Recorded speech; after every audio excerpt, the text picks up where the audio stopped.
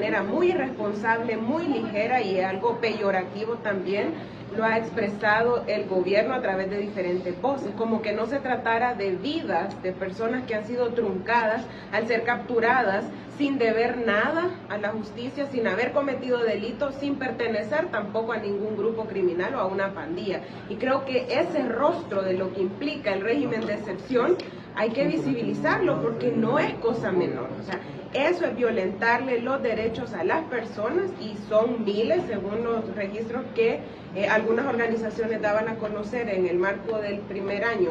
que se cumple de esta medida, más de 4.500 denuncias que ellos han recibido de las personas que han denunciado, ya no se diga todos aquellos casos que no llegan a denunciarse, pero que sin duda son efectos directos en la vida de la población y sobre todo de la más vulnerable, de la población que ha vivido quizás sí asediada por pandillas, pero que además ahora el Estado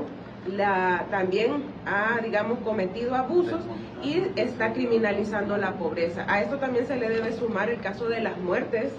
bajo custodia del Estado, de los muertos que hay en prisión. Entonces y lo vamos a seguir reiterando, el gobierno ha tenido herramientas suficientes. Y hay una gran ausencia de una explicación que el gobierno no le ha dado a la población qué pasó en marzo del año pasado al haber tenido el fin de semana más violento del siglo XXI en El Salvador. Y esto hemos conocido a través de investigaciones periodísticas que además están bien documentadas, de los pactos, acuerdos, arreglos que han existido entre funcionarios del actual gobierno y líderes de pandillas, además de la liberación de pandilleros, de cabecillas que también se ha conocido o que se ha incluso ayudado a que salgan del país y otra serie de cosas más por las cuales el gobierno no ha dado explicación, no rinde cuentas. Entonces creo que hay muchos elementos que poder señalar, muchas cosas que le motivan al gobierno de seguir con eso que aparentemente en aquel momento tuvo como justificación el alza de los homicidios, pero ahora que se supone ya tienen control en el territorio, tendrían que justificar el por qué seguir con esta medida. Siguen desde una perspectiva de propaganda gubernamental, desde una perspectiva de marketing político, manejando un tema tan complejo como la seguridad de la ciudadanía y no desde un enfoque integral de una verdadera política pública. ¿Cuánto va a durar esto en el tiempo? Y además mintiendo. Creo que es bien complejo que mientan cuando dicen y hacen amenazas como que lo que quiere quien señala los abusos en el marco del régimen de excepción es que se liberen a los delincuentes. Eso es totalmente falso y es irresponsable que lo hagan. Por eso aprovecho también para desmentirlo de manera categórica, porque no es correcto que con un tema tan difícil se mienta de manera recurrente a la población por otros intereses que son los que el gobierno tiene en torno a esto. Diputada, ¿qué opinión le merece la última encuesta de la UCA en la que señala que gran parte de la población desconoce qué es democracia, qué es justicia, qué es Estado de Derecho, inclusive desconocen cuáles son los derechos humanos y garantías constitucionales suspendidas por el régimen de excepción?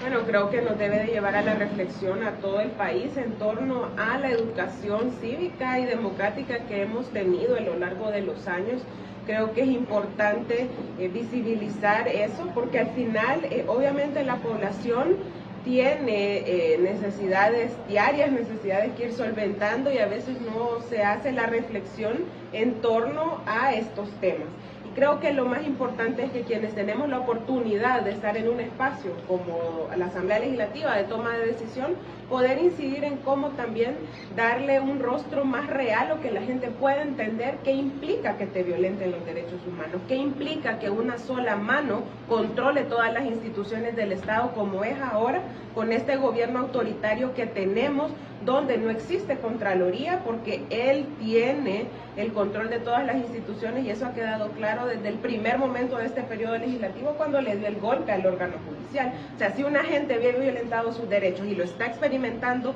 ahora en torno al régimen de excepción, quienes han ido a la Corte a interponer un habeas, quienes han ido a la Procuraduría para la Defensa de los Derechos Humanos buscando apoyo y acompañamiento como víctimas inocentes del régimen, no tienen una respuesta de las instituciones porque estas instituciones están al servicio del poder, del que gobierna ahora, cumpliendo esta agenda y no cumpliendo lo que la ley y lo que le mandata a la Constitución hacer. Entonces creo que tenemos un gran reto como país, sin embargo, cuando a la gente se le pregunta el tema de la justicia, reconoce más este término y lo relaciona más a contextos como las capturas de inocentes, por ejemplo, no es justo para la gente y lo señalan como un tema que no debería de estar pasando. Y también esto cómo incide o qué influencia tiene en el caso de la toma de decisiones de parte del Ejecutivo, de parte del poder en turno, el desconocimiento de la población en este tema. Obviamente digamos el desconocimiento no hace que vos identifiques realmente los abusos, y eso poniéndolo en un caso digamos más concreto, por ejemplo cuando sos víctima de violencia como mujer, si no tenés un nivel de sensibilización o de conocimiento, cuáles leyes te respaldan, ¿qué? No lo vas a identificar. Y eso pasa también en un pueblo, y por eso vemos cómo tampoco existe una apuesta real por el tema de la memoria histórica y de un verdadero cambio en la currícula educativa, teniendo ellos la posibilidad de hacerlo porque tienen control total de las instituciones. ¿Por qué? Porque a este tipo de gobiernos, a las dictaduras, como lo vimos en el pasado con las dictaduras militares, le conviene tener un pueblo adormecido, un pueblo que desconoce sus derechos, que no tiene claro, ¿verdad?, todo el marco de derechos que le protegen y las leyes y las instituciones para poder cometer los abusos que hoy vemos que este gobierno comete. Diputada, en otro tema quisiera conocer su punto de vista, si el FMLN estaría dando los votos para la aprobación de la ley del Centro Histórico de San Salvador. Bueno, en este caso, como me tocó participar de manera directa, pienso que la votación irá en abstención. Y lo explico el por qué, en el sentido de que si bien es necesario, digamos, un plan de reordenamiento, un plan que permita buscar el desarrollo de esta área de nuestra capital, no puede hacerse desde la perspectiva en la que los funcionarios, al menos que llegaron a la comisión,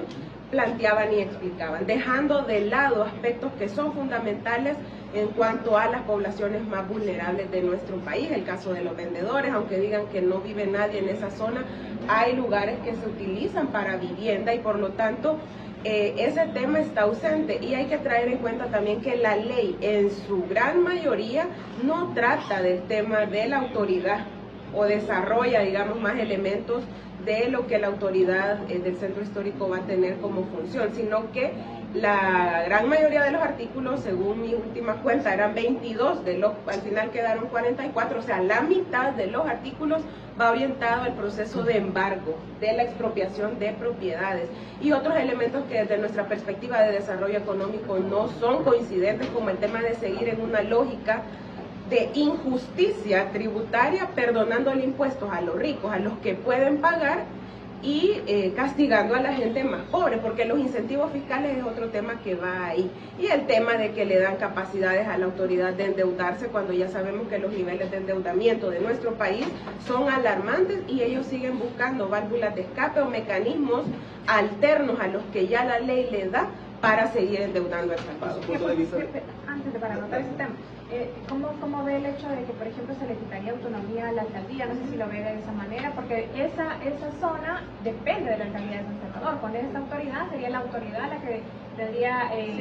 incidir en eso, en el capital monetario que se genere por el turismo, y que la autoridad estaría a cargo también en su mayoría del Ejecutivo, porque sería el presidente quien decidiría quién estaría a cargo de esa comisión. Y eso es un buen punto a señalar, porque a diferencia de experiencias similares que existen en otros países de Latinoamérica, estas estructuras o autoridades están bajo los gobiernos de la circunscripción que corresponde, y en este caso hubiese sido lo ideal en torno a una estructura bajo la alcaldía de San Salvador, teniendo en cuenta que la alcaldía tiene un peso y un reconocimiento de voluntad popular expresada en las urnas para colocar a quienes están en el frente de esta autoridad. Entonces, eso es uno de los elementos, y incluso creo que atentando contra el desarrollo, la autonomía local, también va el tema de que se incorpora en último momento la exoneración de impuestos municipales, otro tema que afecta definitivamente las ya muy golpeadas finanzas de las alcaldías, cuando este gobierno, a través de sus diputados que solo aprietan el botón, le quitó el FODES también. Entonces cada vez más vemos esa lógica de este gobierno, que es un gobierno autoritario que le gusta concentrar poder, de ir generando también a otros niveles ese tipo de estructuras que centralizan las decisiones, que centralizan los recursos y lo que es peor, no le dan respuesta a las necesidades reales de la gente en todo el territorio. ¿Esos recursos que andarían para San Salvador? No, quedan en la autoridad, ¿verdad? Quedan en esa autoridad.